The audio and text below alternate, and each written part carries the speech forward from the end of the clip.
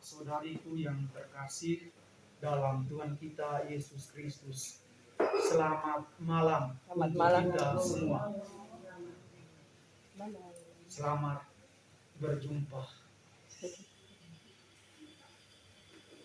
Pada malam hari ini kita hadir di sini. Di awal permenungan saya ingin mengajak saudara-saudariku sekalian melihat, merefleksikan pengalaman kematian. Kematian pasti dialami oleh semua orang tanpa terkecuali. Apakah ia itu orang baik, dia itu orang jahat, dia itu tampan, cantik, jelek, tidak beragama, pemimpin atau rakyat, semuanya pasti akan mengalami kematian. Semuanya pasti akan meninggal dunia. Kematian itu guru sejati hidup kita.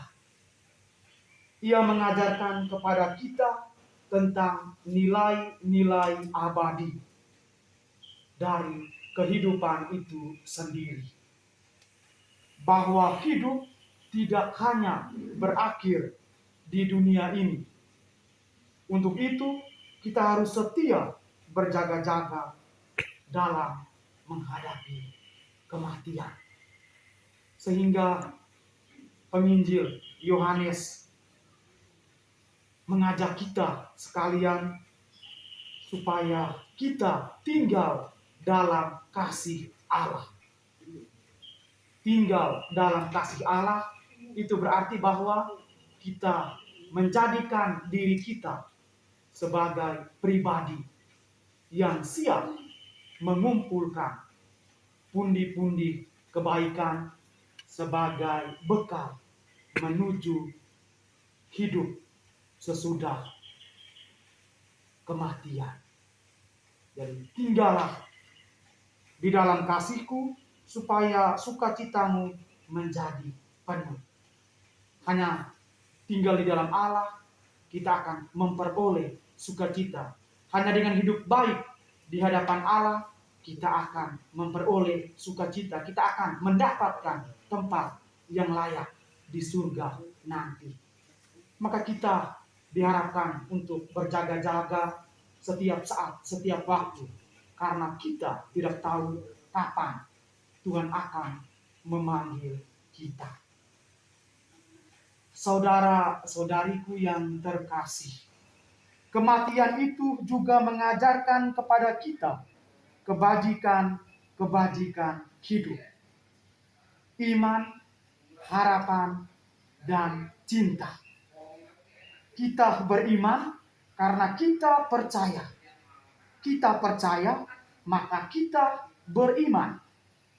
Ya, karena kita percaya bahwa setelah kematian ada kebangkitan, ya kita datang malam hari ini berkumpul di rumah ini mendoakan mereka semua yang telah meninggal dunia. Karena kita percaya bahwa mereka yang telah meninggal dunia akan bersatu bersama Bapa di surga. Kita percaya bahwa dengan kebangkitan Yesus dari alam maut, mereka semua yang telah meninggal dunia turut dibangkitkan bersama Kristus.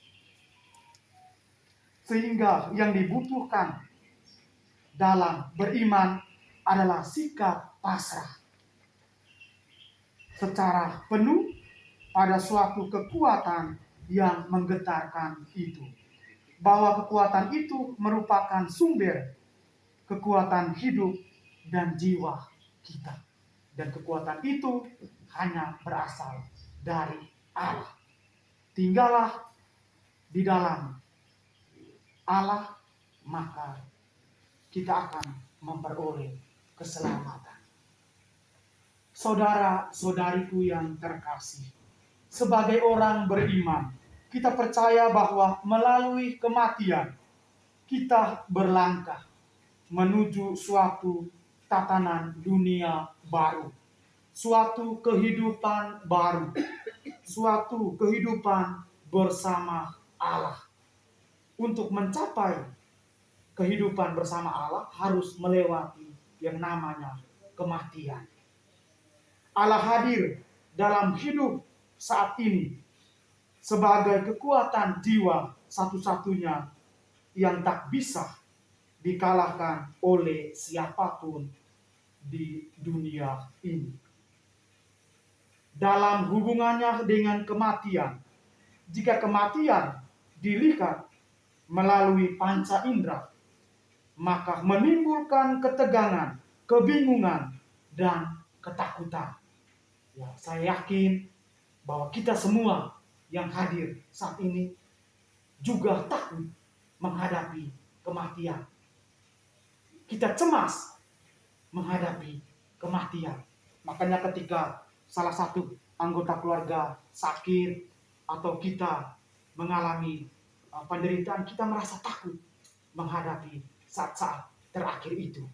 Kalau itu kita lihat melalui panca indera, mata, dan lain sebagainya. Itu kita merasa takut, kita merasa cemas menghadapi kematian. Kita merasa bingung.